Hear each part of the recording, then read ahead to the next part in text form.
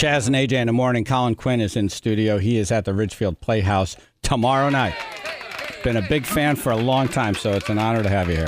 Thanks. Thanks for waking up early. Thank you. Thank you, guys. So, Pam, Yes. Yes. what were you saying what'd you before do? the Pearl Jam came on? What did you do now? But I met Colin. Where? We were at this. I was at the study, that hotel at Yale. What were you doing there?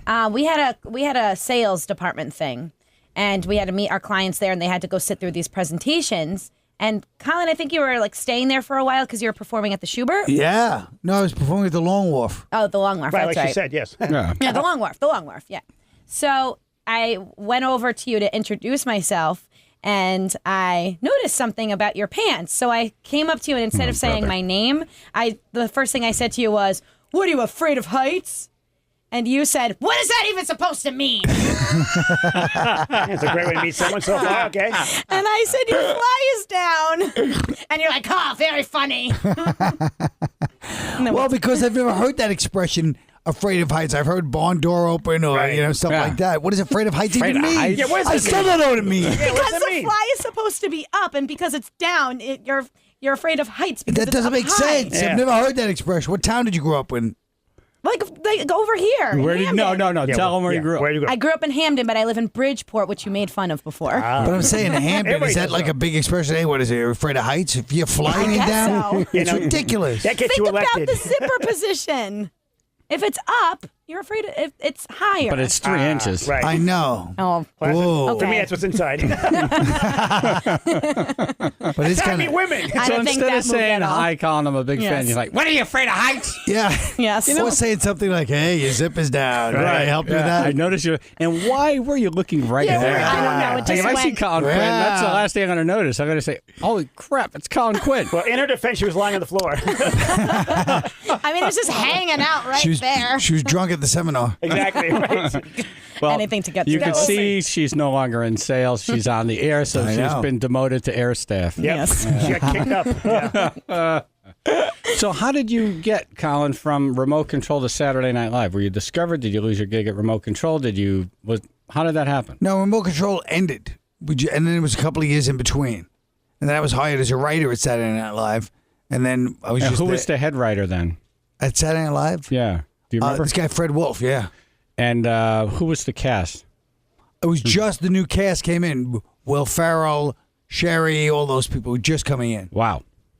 So like Fun. all it was like it was right before the show was like, oh, the show's finished, and everybody's like, it was this big article. Yeah, because saying it went shit. through some really dark times. That was like the before. dark time, Yeah. the darkest time. Right. When they were finally like, okay, it's enough. It Yeah. stinks. Yeah. And then this new crew was all new people. So what did you write for any regular piece? I that wrote a we- lot of stuff that of course, I'd be like handling it all like every other writer, like this is gold. And most of my pieces got shoved to the side. How does that work? So you write something and then you present it to the head writer? No. The great thing about Saturday Night Live, the reason it's great, is they have this room where you have a read through every week, and you have 2 sketches that you get to put in, and it's every cast member, all the wardrobe people, all the lighting people, all the tech. So it's like 100 people in a room, and the cast reads your sketch out loud, and either you sink or swim right there, and most of them sink.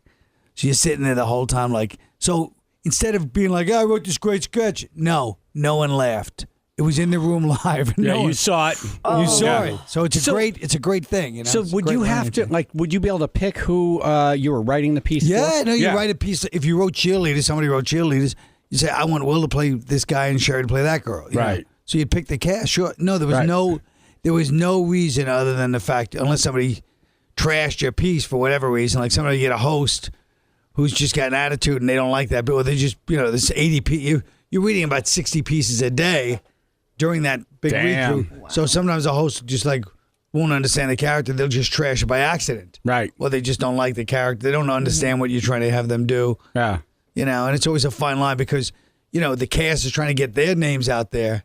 So the host wants to play good parts. They want to be funny. Right. Whoever the host is, like, I'm an actor, but I want to show people I'm funny. Right. The cast is like, guess what? I want to show people I'm funny too. Yeah. So you have to give something for the host, Yeah, and so I'm guessing a lot of people want to start writing for Will Ferrell when he emerged as a star. Exactly. So like he'd have 1,000 pieces written for him. That's correct. And then some guy who doesn't get a lot, nothing. Exactly the way it went. Yeah. Yeah, exactly what happened. So how does that? So like everyone's kissing Will Ferrell's ass, like, "Hey man, I'm gonna pitch this piece, and it's for you," and blah blah blah, and you explain it to him so he gets it. Well, he always sits there, of course. But then the other one's like this with their scripts. So you got all the sketches there, and you see people like this just looking through the packet, trying to find their part. Like you said, the guys that aren't, and you see their faces the whole time. Oh no, another piece, another week. Yeah, I'm on the bench again. Yeah. Colin Farrell is here. He's at Richfield We wish Playhouse. Colin Farrell was here. Colin Quinn. Did I just say Colin Farrell? Colin Farrell, yeah. You All right, just I'm gonna I was like, oh, hey, woo woo. You were testing. I know. Pam's like, Hey, what are you "Whoa." afraid of heights? You were testing, yeah. Pam did it.